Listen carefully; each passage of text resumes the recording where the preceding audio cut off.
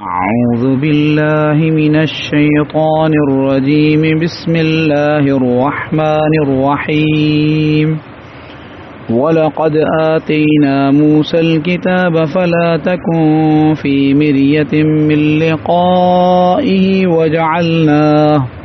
وجعلناه هدى لبني إسرائيل وجعلنا منهم أئمة يهدون بأمرنا لما صبروا وكانوا بآياتنا يوقنون إن ربك هو يفصل بينهم يوم القيامة فيما كانوا فيه يختلفون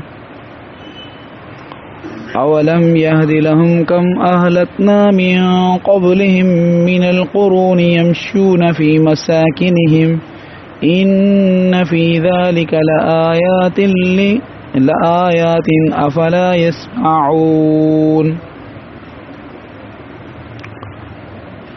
بے شک اساں موسیٰ کے کتاب ॾिनो सो तव्हां उन जे मिलण खां शक में न थियो ऐं असां उन खे बनी इसराइल जे लाइ हिदायत बनायो ऐं असां उन्हनि मां बाज़ माण्हुनि खे अहिड़ो पेशवा बनायो ऐं असां उन्हनि मां बाज़ माण्हुनि खे जॾहिं उन्हनि सब्र कयो अहिड़ो पेशवा बनायो जेके असांजे हुकुम सां रहनुमाई कंदा हुआ ऐं उहे असांजे आयतुनि ते यकीन कंदा हुआ। बेशक तव्हांजो रब ई फ़ैसिलो कंदो उन्हनि जे विच में क़यामत जे ॾींहुं उन्हनि ॻाल्हियुनि में जिन में उहे इख़्तिलाफ़ कंदा हुआ। छा उन्हनि खे इन ॻाल्हि सां हिदायत न मिली जो असां उन्हनि खां पहिरीं केतिरनि ई जमायतुनि खे केतिरनि ई फ़िरक़नि खे हलाक करे छॾियो जिन जे घरनि में ई हलनि था। बेशक इन में अलबत्ता निशानियूं आहिनि, छा पोइ नथा ॿुधनि। हिन में अल्लाह रब्बुल आलमीन फरमाए पियो त हज़रत मूसा अलैहिस्सलाम खे असां तौरात अता कई ऐं जीअं मूसा अलैहिस्सलाम खे असां तौरात ॾिनी ईअं असां तव्हांखे क़ुर ॾिनो आहे। मूसा अलैहिस्सलाम खे तौरात जी तालीम ऐं तबलीग में माण्हुनि जे तरफ़ां तकलीफ़ूं पेश आयूं। तव्हांखे बि हीउ जेको क़ुर असां ॾिनो आहे इन में माण्हुनि जे तरफ़ां तव्हांखे तकलीफ़ूं पेश ईंदियूं, पर जीअं बिल आख़िर अंजाम कार जे एतबार सां हज़रत मूसा अलैहिस्सलाम खे अल्लाह पाक जेको आहे फ़तह अता फ़रमाई ऐं उन्हनि जा जेतिरा बि दुश्मन हुआ उन्हनि जे ख़िलाफ़ ईअं तव्हांखे बि अल्लाह रब्बुल आलमीन फ़तह अता फ़रमाई। सो तव्हां इन जे मिलण में शक में न रहो। मिल लिक़ाइही इन जे मिलण में, इन में मुफ़स्सिरीन जो मुख़्तलिफ़ अक़वाल आहिनि कंहिं जे मिलण में। हिकिड़ो कौल इहो आहे त मूसा अलैहिस्सलाम खे तौरात मिलण में, ॿियो कौल इहो आहे त अव्हां खे क़ुर मिलण में, टियों इहो त अव्हां जी मूसा अलैहिस्सलाम सां मुलाक़ात में, चोथों हिकिड़ो कौल त पोयां काफ़िरनि जो अज़ाब आयो हो त उन्हनि खे ईमान न आणण ते अज़ाब जी वईद आहे, तड़को आहे। त इन अज़ाब काफ़िरनि ते अज़ाब अचण में तव्हां कंहिं क़िस्म जो तव्हांखे जेको आहे ख़दशो न हुजे ऐं कंहिं क़िस्म जो तव्हांखे शक न हुजे। वजअलना हुदल लिबनी इसराइल ऐं अल्लाह ताला फरमाए पियो त असां उन तौरात खे बनी इसराइल जे लाइ हिदायत बनायो।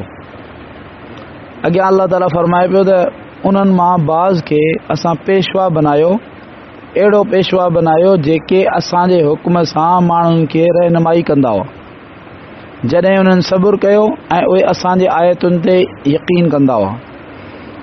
हिन में उलमा फरमायो त ॿ सिफ़तूं जेको माण्हू अपनाए अल्लाह पाक उन खां हिदायत जो कमु वठंदो ऐं अल्लाह पाक उन खे माण्हुनि जे हिदायत जो ज़रियो बनाईंदो।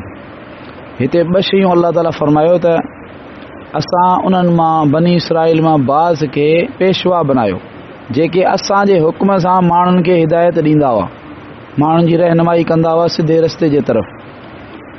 लम्मा सब्र, हिकिड़ी ॻाल्हि ते सब्र कनि। सब्र जो लफ़्ज़ जेको आहे उहो अरबी ज़बान में माना ॿधणु, कंहिं शइ खे ॿधणु सब्र। पर हिते सब्र मां मुराद छा आहे? सब्र मां मुराद आहे पंहिंजे पाण खे अल्लाह जे हुक्मनि सां ॿधणु, माना पंहिंजे पाण खे अल्लाह जे हुक्मनि जे ताबे करे हलणु। आऊं अल्लाह जो बंदो आहियां, हू मुंहिंजो ख़ालिक आहे, मालिक आहे, राज़िक़ आहे। सभु नेमतूं उन ॾिनियूं आहिनि, अखियूं उन ॾिनियूं आहिनि, इन करे ही अखियूं अल्लाह जे हुक्म जे मुताबिक़ हलंदियूं।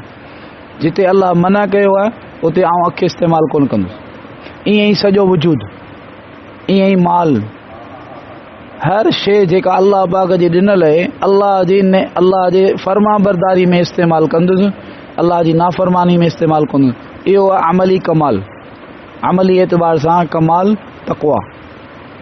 ऐं अॻियां इल्मी कमाल बयानु कयो, वकानो बि आयातिना यूक़िनून, हू असांजे आयतुनि ते यकीन कंदा हुआ। जेके असां आयतूं नाज़िल कयूं उन्हनि ते हुननि जो पूरो यकीन हो, एतिमाद हो। इहो आहे इल्मी कमाल।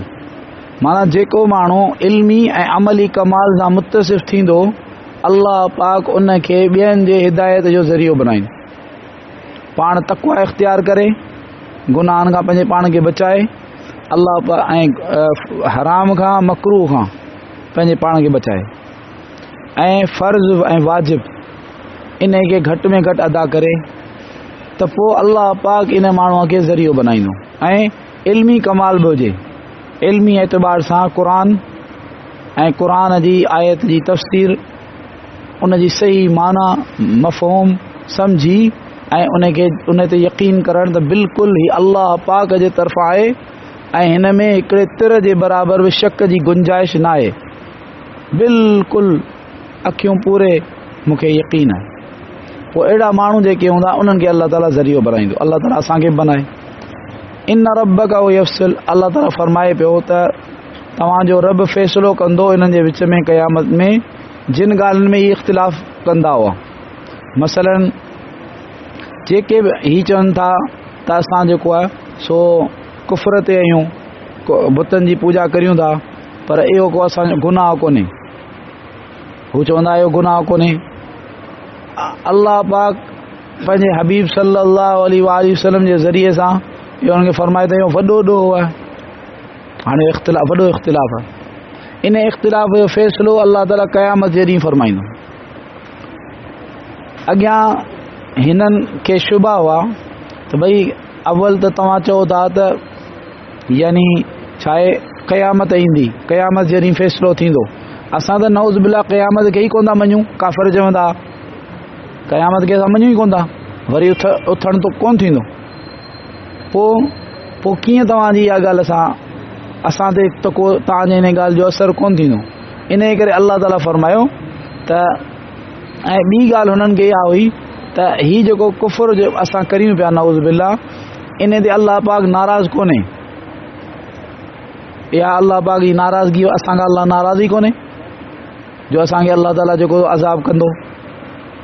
ॿी ॻाल्हि इहा हुई त तव्हां था चओ क़यामत जे ॾींहुं फ़ैसिलो थींदो, क़यामत ते खे ई कोन था मञूं। अल्लाह ताला पहिरीं ॻाल्हि जो जवाबु ॾिनो, छा उन्हनि खे इन ॻाल्हि सां हिदायत न मिली आहे त हुननि खां पहिरीं जेके माण्हू धरतीअ ते रहंदा हुआ उन्हनि जा जेके खंडरात आहिनि उन्हनि में कुफ़ुर हो, उहे बुत परस्त हुआ, शिरक कंदा हुआ, कुफ़ुर कंदा हुआ। पोइ उन्हनि जे मथां अज़ाब आया, एतिरा अज़ाब आया जो उन्हनि जूं पूरियूं आबादियुनि जूं आबादियूं ढही ऐं खंडर थी विया। उन्हनि खंडरनि मां तव्हां पाण बि लंघो था। क़ौम समूद जी बस्ती या ही वेंदा हुआ शाम तिजारत जे लाइ त उतां लंघंदा हुआ ऐं उन्हनि जा जेके किस्सा हुआ उहे सभु ज़बान ज़द हुआ, सभिनी माण्हुनि जी ज़बानुनि ते हुआ। त अल्लाह ताला फरमाए पियो त पोइ कीअं था तव्हां चओ त असां खां अल्लाह ताला नाराज़ कोन्हे। उहे ई साॻियूं हरकतूं जेके हुननि में हुयूं उहे तव्हां में आहिनि। उन्हनि ई हरकतुनि जे करे हुननि जे मथां अज़ाब आयो, अल्लाह नाराज़ आहे तॾहिं त अज़ाब आयो। पोइ कीअं था तव्हां चओ त असांखां अल्लाह नाराज़ कोन्हे। वरी अॻियां अल्लाह रब्बुल आलमीन फरमायो, अवलम यरौ अन्ना नसूकुल माअ इलल अर्दिल जुर्ज़ फनुख़रिजु बिही ज़रअन تاکل منہ انعامهم وانفسهم افلا یبصرون.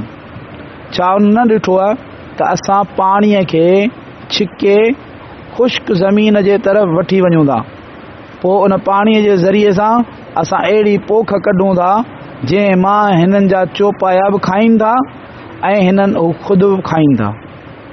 افلا یبصرون پو ڈسن نہ تھا. یعنی ڈسو تواں کے اہو ہے تو بھئی مرن کھا پو مٹی تھی وینداسیں وری اٹھنداسیں کون. ایا ڳالھ تاں سمجھ میں کان تھی اچے نا. قرآن کئی جگہن تے اللہ تعالیٰ بارش ان جو زمین تے پوڻ مینہں جو ऐं वरी زمین मां पोख थियण इन खे अल्लाह ताला फरमायो ॾिसो मुर्दा ज़मीन हुई उन खे अल्लाह ताला ज़िंदा कयो. ईअं तव्हां मरी वेंदव तव्हांखे बि अल्लाह ज़िंदा करण ते क़ादिर आहे. अल्लाह ताला सही सम्झ सही अमल जी तौफ़ीक़ अता. या रहमान रहीम या